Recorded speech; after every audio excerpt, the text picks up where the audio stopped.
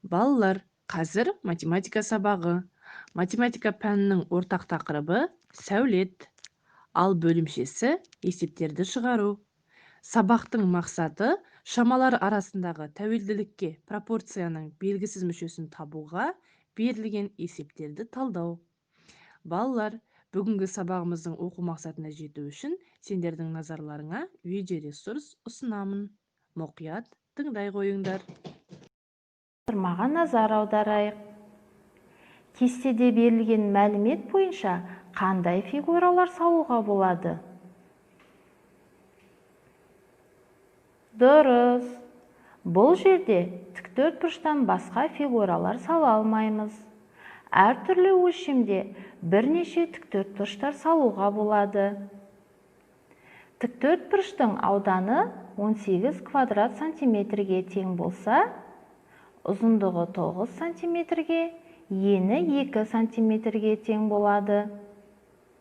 Немесе ұзындығы 6 сантиметрге, ені 3 сантиметрге тең болады. Ауданы 24 квадрат сантиметрге тең болса, онда ұзындығы 6 сантиметрге, ені 4 сантиметрге тең болады.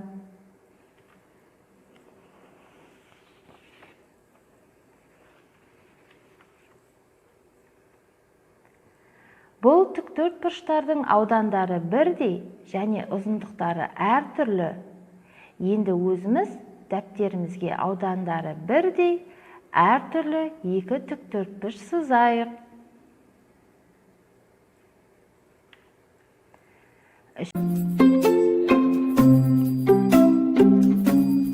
Төртінші есепті шығару үшін алдымен өлшем бірліктерін түрлендіріп аламыз.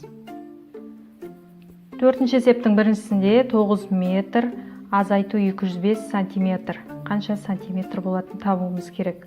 Алдымен 9 метрді сантиметр сияқты түрлендіріп аламыз. 9 метрді 900 сантиметр қалай шықты? Өйткені 1 метрде 100 сантиметр. Яғни 100-ге көбейтеміз, немесе соңына 2 нөлді тіркейміз. Сонда 900 сантиметр. Енді екеуі бірдей болды. 900 сантиметр мен 205 сантиметрді бір-бірінен азайтамыз. 900 сантиметрден 205 азайтқанда сантиметр өлшем бірліктері сол күйінде жазылады астасына.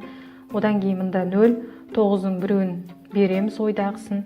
10 болады, 10-нан 5 азайтқанда 5. Одан кейін қасында мынау 9, 9-дан 0 азайтқанда 9. Енді мына 9-ымыз мана біреуін бергендіктен азайып қалды. Кейінге шегеріледі, яғни 8 болады. Демек 8-ден 2-ні азайтамыз. Сол кезде 6 шығады. 695 сантиметр. 695 сантиметр. 9 метрден 205 сантиметрді азайтқанда 695 сантиметр. 1 метрде 100 сантиметр. 1000 миллиметр. 1 дециметр 10 сантиметр, 100 миллиметр. 1 километрде 1000 метр бар. 100 000 сантиметр. 1 тәулікте 24 сағат. 1 центнерде 100 килограмм. 100 000 грамм. 1 тоннада 1000 килограмм. 1 тоннада 1 миллион грамм. 1 килограммда 1000 грамм. Қалған есептерді осы үлгіге қарай отырып түрлендіреміз. 6-шы есеп шарты шешуі жауабын жазамыз. 6-ның асы шарты сым 4 метр, бөлігі 3-тен 1 бөлік, барлық ұзындығын табуымыз керек. Барлық ұзындығын табатын кезде біз көбейтеміз. Шешу барлық ұзындығы тең, сым 4 метрді көбейтеміз. Мына бөлік 3-тен 1 бөліктің 3 бөліміне көбейтіп, 1 алымына бөлеміз. Бірінші көбейтіп аламыз, сосын бөлеміз. Қанша шыққан мәнін жазамыз, қанша метр екен. Әсі шарты сым 27 метр, орама алынды 3-тен 1 бөлігі, енді кесіп алынды қанша метр сым. Осыны өздерің табасыңдар. Яғни барлығын табу керек болса, көбейтетін болсақ, бөлігін табатын кезде бөлеміз. Балалар, Ендеше дәптерлеріңді ашып, бүгінгі күн атауын, оқу тапсырмалары және көркем жазу сәтіне 9 санының барлық элементтерін сақтай отыра жаза қойыңдар. Бірінші оқу тапсырмасы оқулықтарыңның 57-ші бетіндегі номер 2-ші тапсырма. Балалар, екінші тапсырмада сендерге тік төртбұрыштың ауданы берілген. Сендер ұзындығы мен енін табу керексіңдер. Бұндай тапсырмамен өткен сабақтарда танысқансыңдар. Ендеше балалар, бұл тапсырманың дескрипторы: бірінші, тік төртбұрыштың ұзындығы мен енін табады, екінші, көркем жазады.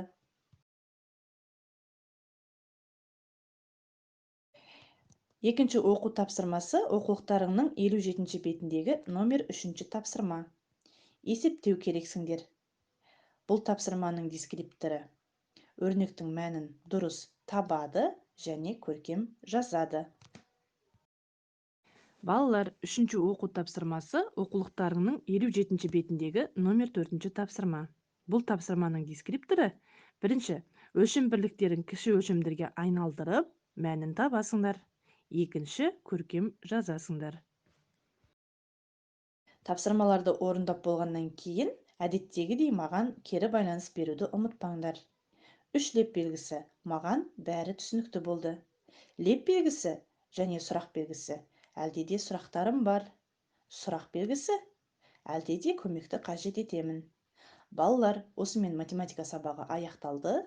Тапсырмаларды орындап, жекеге жіберуді ұмытпаңдар.